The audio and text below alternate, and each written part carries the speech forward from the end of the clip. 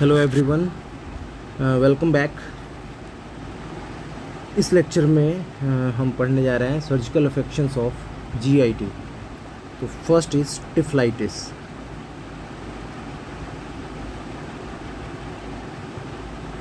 So typhlitis is inflammation of caecum और इसका treatment है टिफ्लेक्टोमी। Tiflectomy is removal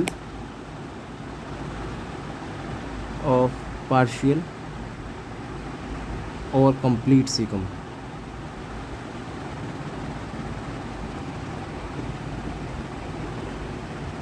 Another affection जो कि यूजुअली होता है that is of anal glands. Anal glands की बात करें तो एनल ग्लैंड होते कितने हैं? 2 इन नंबर इन डॉग्स। अगर उसके डायरेक्शन की बात करें कहाँ पे लोकेटेड होता है तो लोकेशन इज एट 4 o'clock और दूसरा है 8 o'clock पोजीशन पे। मतलब एक यहाँ है, एक यहाँ है। और if there is any inflammation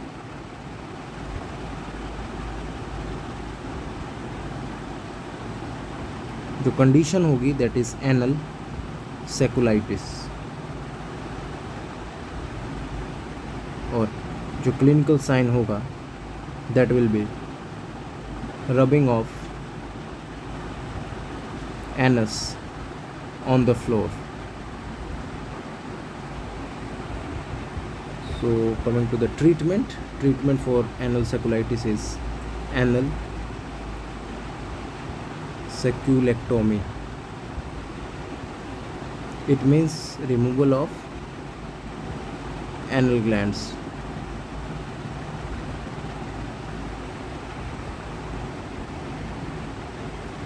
Next is atresia ani. So the atresia ani, it is fistula between rectum and reproductive tract.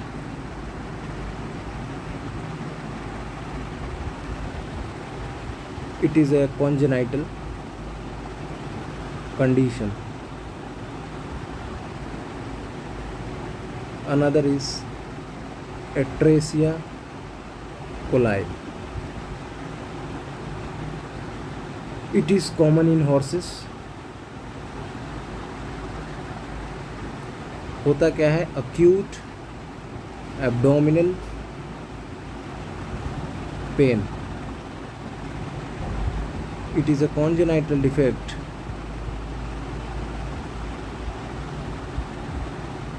that results in an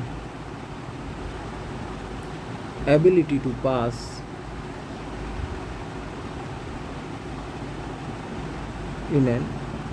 inability to pass feces since birth.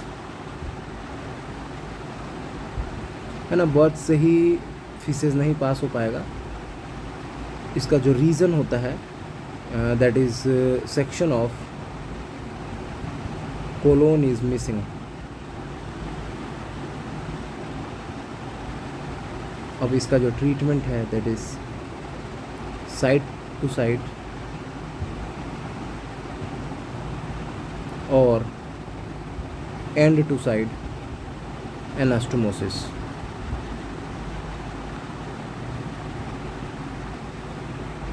Now the most common and the major problem that is intussusception.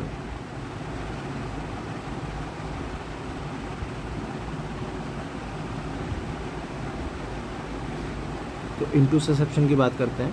It is telescoping of part of intestine distally into adjacent portion दो portion होते हैं इसमें. First is the इनवेजिनेटेड portion, जिसको बोलते हैं into ससेप्टम, and दूसरा जो portion होता है दैट इज जो आउटर पोर्शन, इसको बोलते हैं इनटू ससिपिएंट. डायग्नोसिस कैसे होगा? तो डायग्नोसिस इन यूएसजी बहुत इंपॉर्टेंट है ये. In USG target appearance will be seen. Target appearance also called as bull's eye.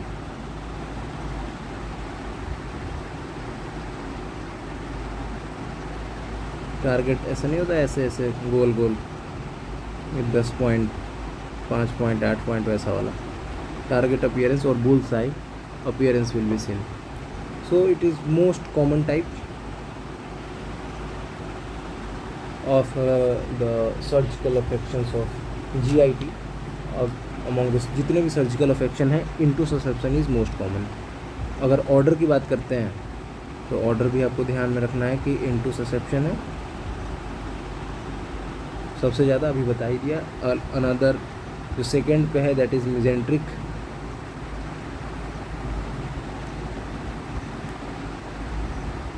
Torsion, और उसके बाद है paralytic iliacus.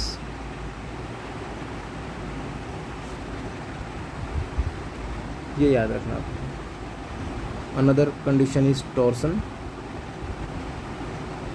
So torsion is twisting of bowel on its longitudinal axis. Another is volvulus. So volvulus is axial rotation of mesentery and attached intestine.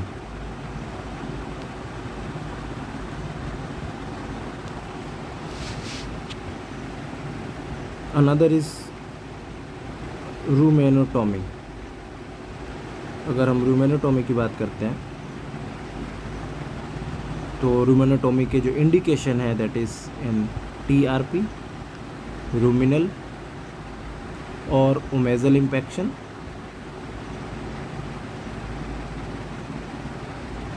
Site की बात करें तो that is left cranial paralumbar fossa और left mid paralumbar fossa.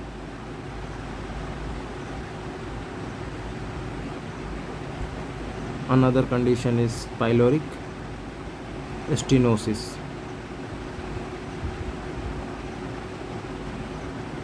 अगर pyloric stenosis की बात करें तो it is narrowing of pylorus and clinical sign जो होगा इसका है बहुत इम्पोर्टेंट है. It is projectile वोमिशन.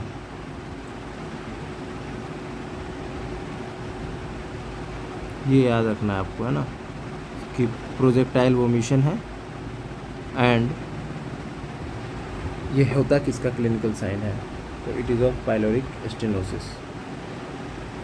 ट्रीटमेंट की बात करते हैं इसकी. तो ट्रीटमेंट दो है. फर्स्ट इज़ कॉन्जेनाइटल जो कंडीशन होगा, है ना, उसके लिए जो ट्रीटमेंट है दैट इज़ पाइलोरोमायोटमी. जो सेकंड कंडीशन है ये इम्पोर्टेंट है ना, जो एक्वायर्ड है. एक्वायर्ड कंडीशन का जो ट्रीटमेंट है बहुत इम्पोर्टेंट है. First is Billroth 1. ये बिलरॉथ 1 और जो अनदर है दैट इज़ बिलरॉथ 2. जो बिलरॉथ 1 है इट इज़ गैस्ट्रो डुओडेनोस्टोमी. यहाँ डुओडेनम है ना, डुओडेनोस्टोमी। जो बिलरोथ 2 है दैट इज गैस्ट्रो जेजुनोस्टोमी। ये आपको याद रखना है, बिलरोथ 1 क्या है, बिलरोथ 2 है। सिमिलरली जो उधर यूरिनरी वाले में हमने पढ़ा था, है ना, नियो पहले है नियो बाद में है। सिमिलरली यहाँ बिलरोथ 1 और बिलरोथ 2 में याद रखना किसमें डिओडेनो है और किसमें जेजुनो है। फ्लैंक रीजन की बात करते हैं।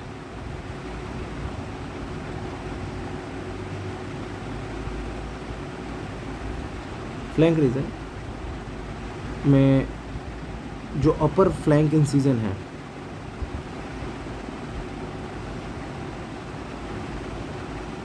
सो द अपर फ्लैंक इंसिजन जो हम देते हैं that is mainly for ल्यूमेनोटोमी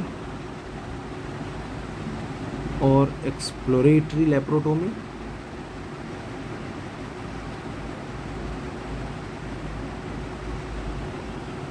left flank एबोमेसोपेक्सी,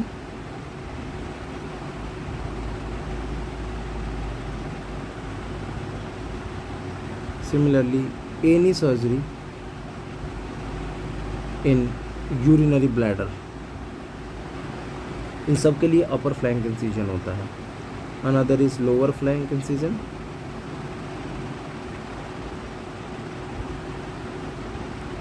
जो लोअर फ्लैंक इंसिजन है it is for the C section in sheep and goat, C section के लिए।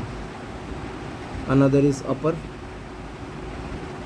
राइट फ्लैंक इंसिजन, ये जो होगा that is for एबोमेसोपेक्सी,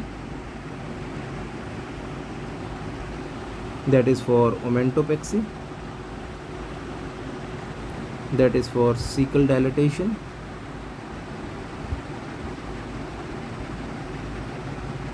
and that is for intestinal obstruction.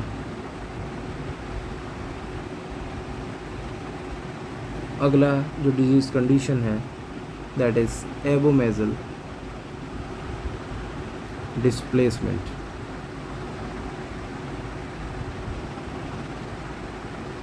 ये जो abomasal displacement है इट इज़, इसके बारे में याद कर लो आप कि it is rare in buffalo. दो तरीके का होता है, first is RDA, another one is LDA। अब लेफ्ट साइडेड हो सकता है, राइट साइडेड हो सकता है। RDA is common in bulls and calfs, LDA is common in heifer. Mostly reported, it is mostly reported 3 weeks antepartum and 4 weeks postpartum.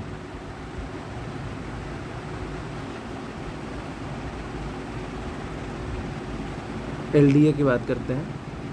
So LDA is जो होता है वो generally occurs in antepartum.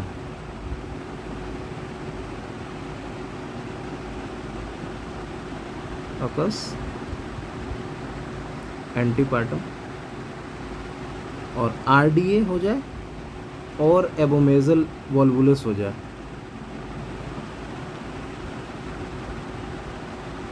Displacement के अलावा volvulus भी, it generally occurs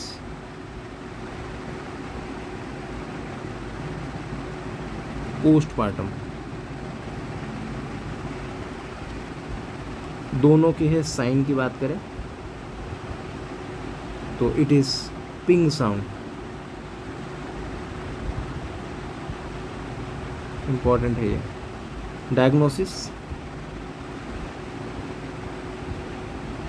Diagnosis is done by Liptak test. ऐसे तो diagnosis को डिस्कस कम ही करते हैं, बट इसके बारे में थोड़ा सा बात कर लेते हैं कि लिप्टाक टेस्ट कैसे करेंगे। तो सबसे पहले याद रखना है कि insert 18 gauge needle from the area where ping sound is heard. उसके बाद पीएच जो है उस फ्लूइड का नाप लेंगे। अगर वो पीएच है ना अराउंड 1 to 4 होगा पीएच, तो एबोमेजल डिस्प्लेसमेंट है। और अगर पीएच जो है वो 5 और 7 के बीच में आता है तो नो एबोमेजल डिस्प्लेसमेंट।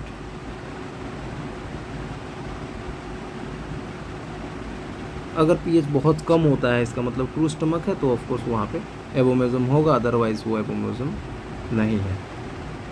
ये इम्पोर्टेंट, सारा ही लाइन इसमें इम्पोर्टेंट है ना। ट्रीटमेंट की बात करते हैं फॉर सर्जिकल करेक्शन, बहुत इम्पोर्टेंट है ये, कुछ भी आ सकता है इसमें से। Surgical correction is first left flank omentopexy, है ना। इस चीज़ को बोलते हैं यूट्रेक्ट मेथड।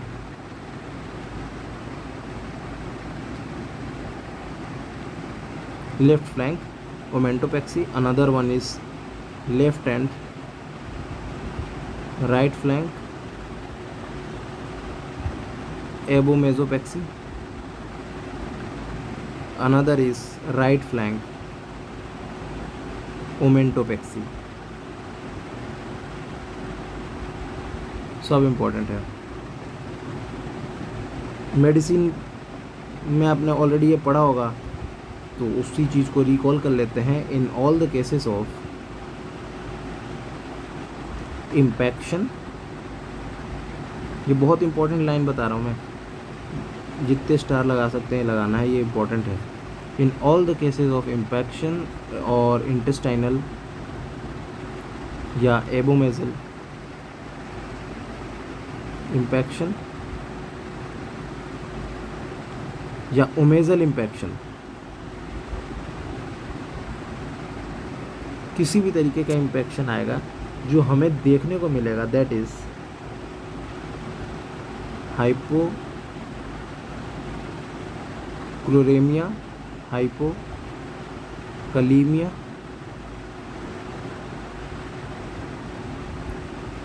और third one is metabolic acidosis.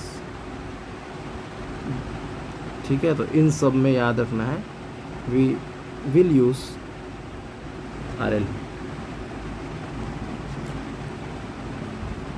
अगली बात करते हैं, ये बहुत इंपॉर्टेंट है, ये तीनों बक्से में जो लिखा हुआ है, हाइपोक्लोरेमिया, हाइपोकलीमिया, ये अक्सर पूछा जाता है इनमें से किस में हाइपोक्लोरेमिया देखा जाएगा, किस में हाइपोकलीमिया देखा, 1 ओनली, 2 ओनली, 3 ओनली, ऐसा याद रखना। Another is functional reticuloomasal and pyloric stenosis.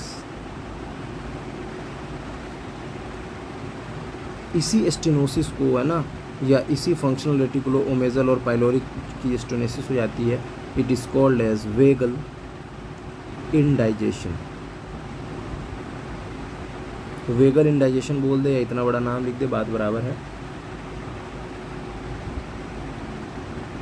तो whenever there will be functional stenosis,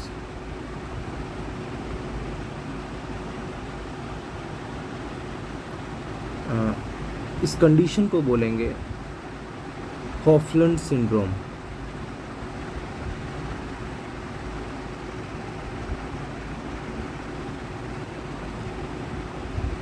जो एब्डोमेन होता है इसका बहुत कैरेक्टरिस्टिक शेप बन जाएगा, so remember it like abdomen appears like papal shape। PayPal मतलब पियर प्लस एप्पल, है ना, ये पैपल शेप हो जाता है। और इसमें पियर कहाँ है और एप्पल कहाँ है, ये बहुत इंपॉर्टेंट है ना। जो पियर है, इट इज या pear shaped appear, pear shaped appear on the right side and Apple shape appear on left side. आप याद कर लेना, एप्पल में एल है ना, और लेफ्ट में भी एल है ना। तो पियर राइट साइड में है और एप्पल लेफ्ट साइड में दिखता है। और ये पैपल शेप वैगल इंडाइजेशन में क्वेश्चन आता है। Another emergency condition is GDV, gastric dilatation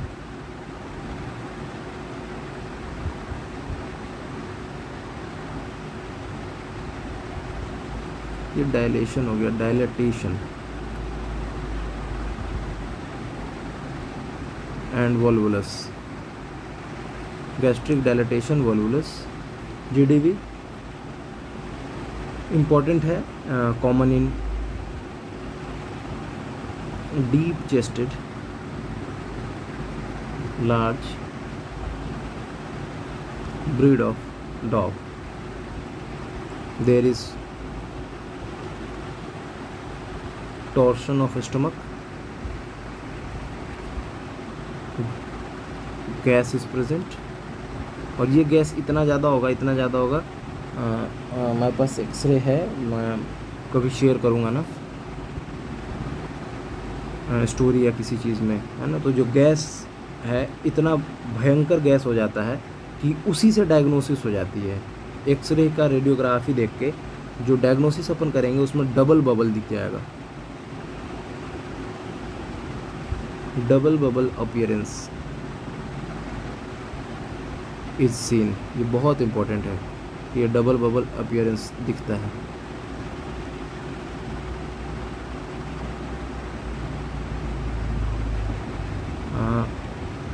और अपन बात करें क्लिनिकल साइन का, तो क्लिनिकल साइन में याद रखना है कि प्रेइंग पोस्चर या प्रेइंग पोजीशन, जब बहुत सीवियर एब्डोमिनल डिस्टेंशन हो, पेन हो, है ना, तो praying position is found. Double bubble है ही। Treatment is important. ट्रीटमेंट की बात करें तो दैट इज गैस्ट्रोपेक्सी।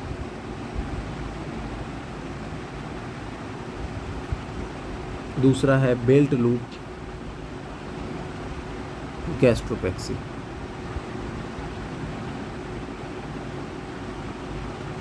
है ना, याद रखना आपको।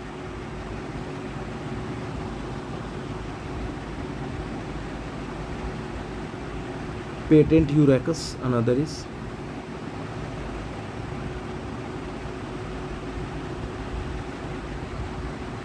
it is dribbling of urine through umbilicus.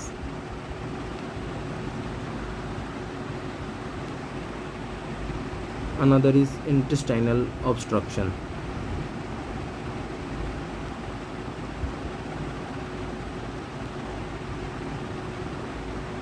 Intestinal obstruction की बात करें, फर्स्ट इज मैकेनिकल।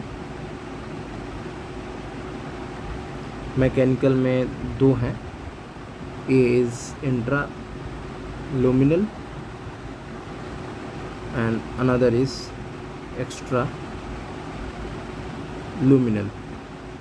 जो इंट्रा लुमिनल है it is due to fecolith, foreign body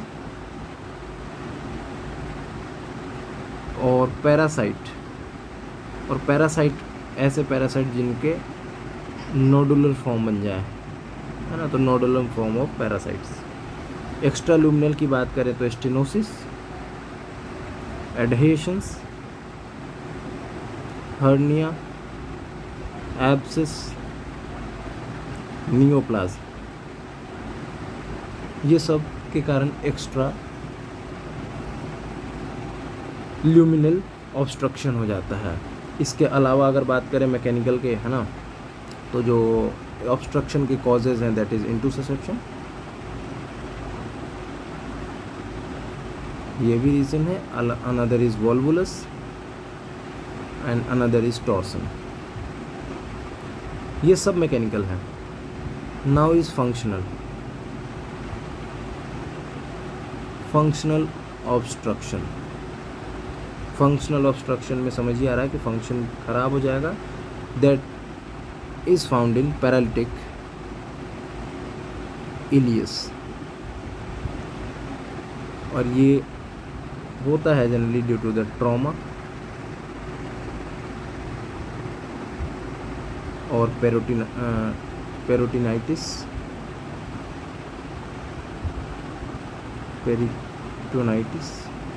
और पेरिटोनाइटिस के अलावा जब कभी बहुत हेवी फीडिंग हो जाती है ना, हेवी फीडिंग ऑफ कंसंट्रेट्स,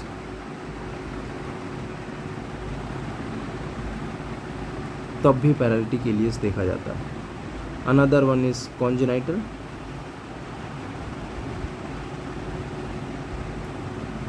कॉन्जेनाइटल में मैकल्स डायवर्टिकुलम या मालफॉर्मेशन इन इंटेस्टाइन और मैकल्स डायवर्टिकुलम, ये सब कॉन्जेनाइटल डिफेक्ट है। और कुछ मिसलेनियस भी हैं जिसके कारण से ऑब्स्ट्रक्शन होता है, दैट इज थ्रोम्बोसिस।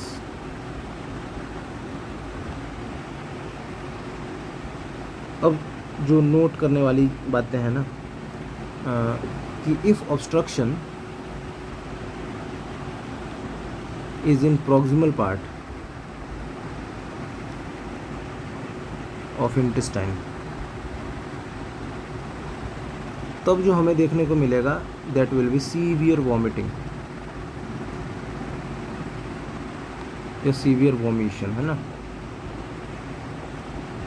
और अगर ये जो ऑब्स्ट्रक्शन है it is in the distal part,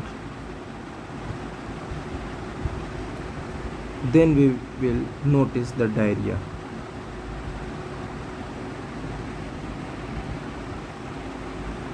correction की बात करते हैं, ये लास्ट ही है ना। इसके बाद इस टॉपिक के बाद हम जो शुरू करेंगे that will be orthopaedic and lameness. Correction की बात कर रहे हैं, तो करेक्शन है, इसके प्रिंसिपल्स होती हैं ना, तो उसी को अपन फॉलो करेंगे, the principles of intestinal surgery.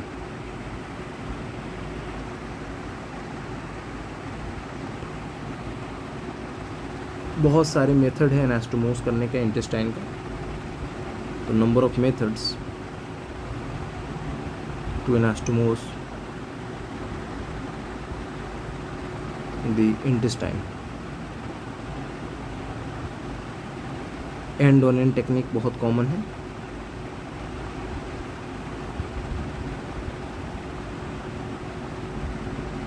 Is most common, है ना। ये जो एंड ऑन एंड टेक्निक है ये इसको बोलते हैं ऑल्सो कॉल्ड एज गैम्बी पैटर्न। ये जो गैम्बी पैटर्न ऑफ सूचरिंग होता है ना, एंड टू एंड एनास्टोमोसिस कर देंगे अपन।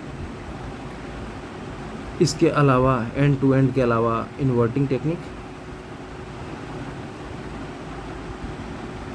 इवर्टिंग और श्मीडियन सूचर भी पैटर्न भी लगाया जाता है।